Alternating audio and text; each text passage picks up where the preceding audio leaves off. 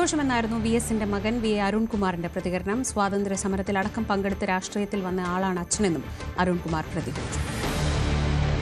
എന്തായാലും ഈ തരുണത്തിൽ ഇങ്ങനെ ഒരു അവാർഡ് അതിപ്പോൾ ജസ്റ്റ് അറിഞ്ഞതേ ഉള്ളൂ. നമുക്കറിയില്ലായിരുന്നല്ലോ. ഇപ്പം നേരത്തെ വിളിച്ച സമയത്തൊക്കെയാണ് അറിയുന്നത്. ഈ അംഗീകാരത്തിൽ ഒരു സന്തോഷമുണ്ട്. അല്ല, മകനെന്നുള്ള രീതിയിൽ അച്ഛന് അംഗീകാരം കിട്ടണമെന്നുള്ളൊരാഗ്രഹം അതെന്നും ഉണ്ടാവുമല്ലോ. അത് ഏത് രീതിയിലുള്ളതാണെങ്കിലും അദ്ദേഹം സ്വാതന്ത്ര്യ സമരത്തിൽ പങ്കെടുത്ത അല്ലെങ്കിൽ നയിച്ച അങ്ങനെ വന്ന ഒരാളാണല്ലോ. അപ്പോൾ ഇതൊക്കെ ഇങ്ങനെയുള്ള കാര്യങ്ങളൊക്കെ ഉണ്ടാകുമെന്നൊരു വിശ്വാസം എന്നും നമുക്കുണ്ട്.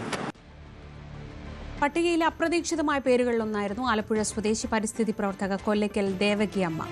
ആലപ്പുഴ ജില്ലയിലെ കാർത്തികപ്പള്ളി താലൂക്കിലെ മുതുകുളത്ത് 5 ഏക്കറിൽ വ്യാപിച്ചു കിടക്കുന്ന വനമുണ്ടാക്കിയ ദേവകിയമ്മ ഇവിടെ 3000-ലധികം ഔഷധ സസ്യങ്ങളെയും വൻമരങ്ങളെയുമാണ് പരിപാലിക്കുന്നത്. പത്മ പുരസ്കാരം ലഭിച്ചതിൽ അതിയായ സന്തോഷമെന്ന് തന്നെയായിരുന്നു ദേവകിയമ്മയുടെ പ്രതികരണം. അപ്പോൾ അങ്ങനെ എണീറ്റ് നടക്കാൻ തുടങ്ങിയപ്പോൾ അവിടെയൊക്കെ ഞാൻ ചെറുതായിട്ട് ചെടി വെക്കാൻ തുടങ്ങി.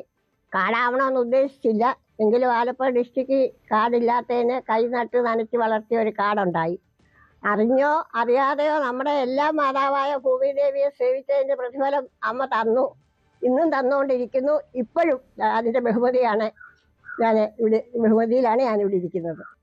അൺസങ് ഹീറോസ് വിഭാഗത്തിൽ 45 പേർക്കാണ് ഇത്തവണ പത്മശ്രീ പുരസ്കാരം. കുറുമ്പ ഗോത്ര വിഭാഗത്തിലെ ചിത്രകാരനായ നീലഗിരി R കൃഷ്ണനും മരണാനന്തര ബഹുമതിയായി പത്മശ്രീ ലഭിച്ചു. രാഷ്ട്രത്തിന് സമർപ്പിച്ച ജീവിതം കൂടുതൽ ധന്യമായെന്ന പത്മവിഭൂഷൺ ജേതാവ് P നാരായണൻ സ്വയം സേവകർക്കും ജന്മഭൂമി പത്രത്തിനും അവാർഡ് സമർപ്പിക്കുന്നുവെന്നും അദ്ദേഹം പറഞ്ഞു. പറഞ്ഞറിയിക്കാനാവാത്ത സന്തോഷമുണ്ട്. കാരണം ഇങ്ങനെ ഒരു പുരസ്കാരം കിട്ടും അല്ലെങ്കിൽ അതിനുള്ള അർഹത എനിക്കുണ്ട് എന്ന് ഇതുവരെ എനിക്ക് തോന്നിയിട്ടില്ല. എന്നെ സ്നേഹിക്കുന്ന എല്ലാ ആളുകൾക്കും ഈ അവാർഡിൻ്റെ സമർപ്പണം ഞാൻ ചെയ്യുകയാണ്. 2 വിഭിന്ന ധ്രുവങ്ങളിൽ നിന്നിട്ടുള്ള ആളുകൾക്ക് ഈ അവാർഡ് കിട്ടി എന്നുള്ളത് ഒരു പ്രത്യേകതയായിട്ട് ഞാൻ കാണുന്നു.